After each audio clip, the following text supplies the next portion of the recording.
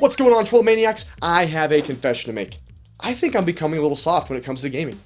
I know, I hate to admit it, but my 10-year-old self would slap me silly today if I knew that I resort to the internet sometimes, that I look up guides, that I get frustrated after a couple minutes of grinding. Are you serious? It's a problem. I need to talk about it.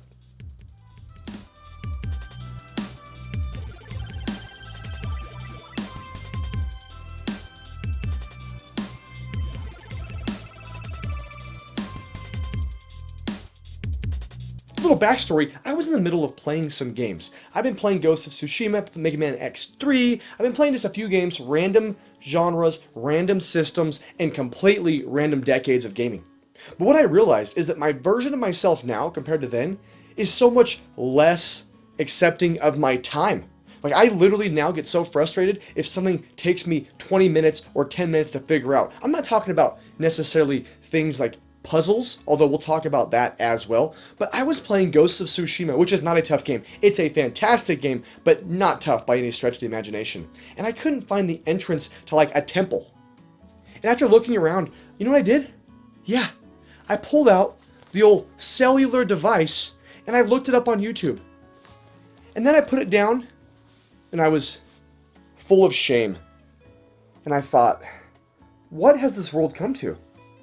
I literally looked up the entrance to a temple that was right in front of me because I didn't have the patience to walk around for 5 more minutes and it would have just popped up.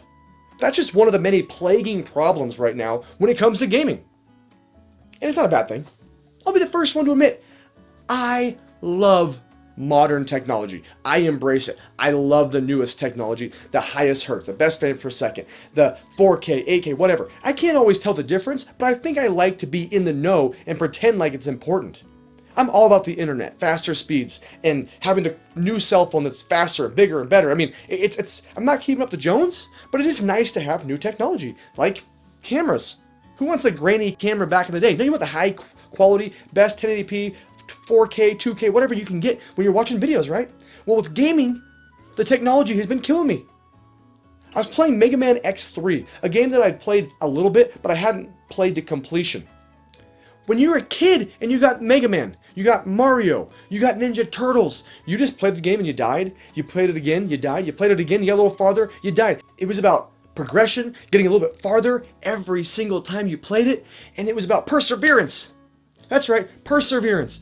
And now, on Mega Man X3, instead of going around to each level and playing it and figuring out which boss might be the easiest, and then trying to figure out the weakness, I looked up the boss order. Part of the fun, back in the day, of playing the original Mega Man X, which is one of my favorite games of all time, if I haven't told you 500 times, is that you played the game and you started a level and you got absolutely melted. You just got murked right off the bat. And then you're like, okay, this level's hard. I'm going to go to another level. And you play the first 3 hours is just figuring out which level you can actually progress in without dying before you get to the boss. And then if you finally get to the boss and you died and you had no chance, then you got to go back to the levels again and figure out which boss is easier. That was the fun. But with internet, I googled the boss order. It turned Mega Man X3 from a game that's probably pretty tough to a game that was easy, because you knew exactly where to go.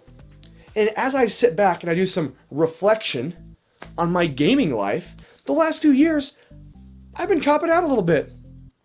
It's made me soft. Technology's crushed me. And we're talking about a boss order. Now think about a game like Silent Hill 2 that is full of puzzles. The Resident Evils. Legend of Zelda Water Temple? Are you kidding me? People now play that game and they're like, the Water Temple's easy. I looked it up a guide. Yeah, you looked up a guide because it was so freaking hard. Now, you can just look up a guide. You look up a video, quick, instant. Nothing's that difficult.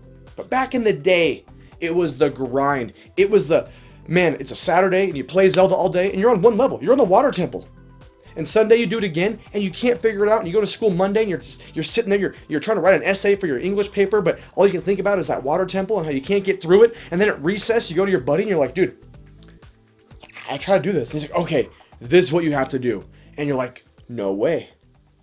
No way. And then you go home and you beat it and there's this like sense of gratification. But you're stewing on it for like 72 hours trying to figure out how to beat the Water Temple. Now what do? Oh, you just grab a little guide, go on your phone and Google it. Now don't get me wrong, we've had tips and tricks, Game Informers, Nintendo Powers, we've had guides for a long, long time.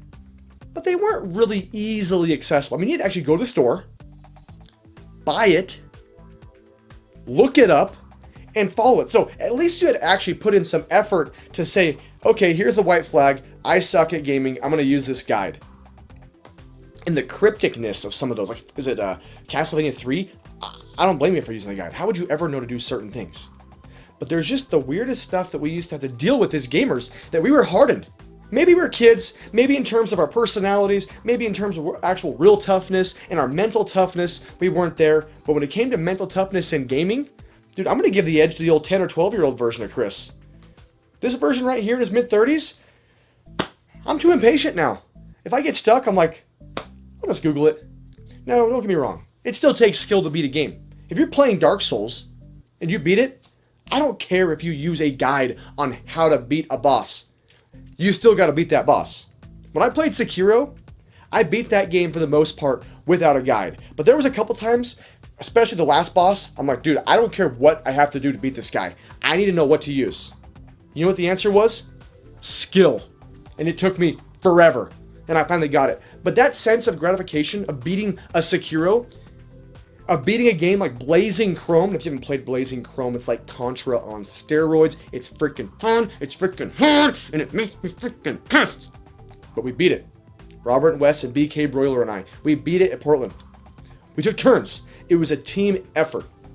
But beating Blazing Chrome was like one of the first times in a while that I was like, wow.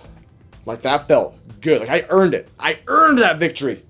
When I beat Sekiro, I jumped up and I was like, who's next? Like, who wants some? Like, for real. Anybody? Anybody? My wife told me to shut up because I was being too loud, wake the kids up. And that was the end of it. But man, that sense of gratification was something that you really don't get when you're using guides, when you're using the internet. And I'm not saying don't use it, because I'm still going to keep trolling right along to IGN and going, what's the best armor set? Because I like to know. I like to know what people do for builds and things when it comes to it. But at the end of the day, when we were playing those old games, there was a certain level of gratification that you got because you weren't able to just Google something.